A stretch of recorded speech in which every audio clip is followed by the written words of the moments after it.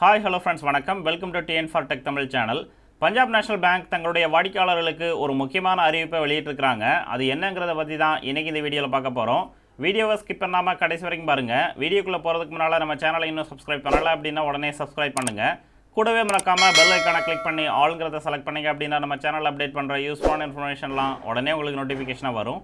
வாங்க வீடியோக்குள்ள போகலாம். பஞ்சாப் நேஷனல் பேங்க் தங்களுடைய வாடிக்கையாளர்களுக்கு செக் புக் அப்டேட் சம்பந்தமான ஒரு முக்கியமான அறிவிப்பை ட்விட்டர் பேஜ்ல வெளியிட்டிருக்காங்க.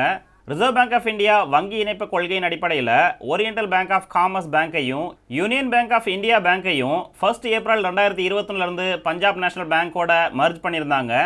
Oriental bank of commerce, union bank of India இந்த ரெண்டு பேங்கினுடைய வாடிக்கையாளர்கள் தங்களுக்கான புதிய பாஸ்புக், ஏடிஎம் கார்டை பஞ்சாப் நேஷனல் பேங்கினுடைய கிளைகளிலிருந்து உடனே பெற்றுக்கொள்ளலாம் அப்படின்னு தெரிவிச்சிருந்தாங்க.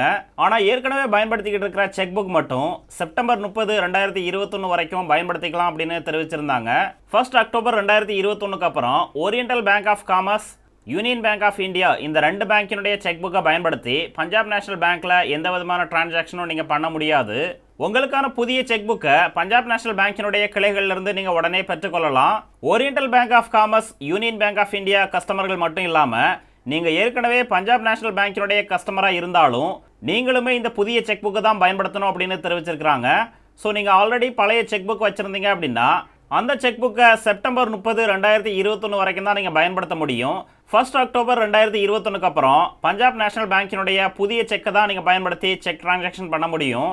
உங்களுக்கான புதிய செக் புக்கை பஞ்சாப் நேஷனல் பேங்கினுடைய ஏடிஎம் கார்டை பயன்படுத்தி ஏடிஎம் சென்டர்லேயே நீங்கள் அப்ளை பண்ணி வாங்கலாம்.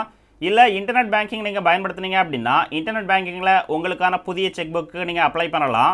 பஞ்சாப் நேஷனல் பேங்கினுடைய மொபைல் அப்ளிகேஷனான PNB 1 மொபைல் அப்ளிகேஷன் மூலமாகவும் உங்களுக்கான புதிய செக் புக்கு நீங்கள் அப்ளை பண்ணலாம்.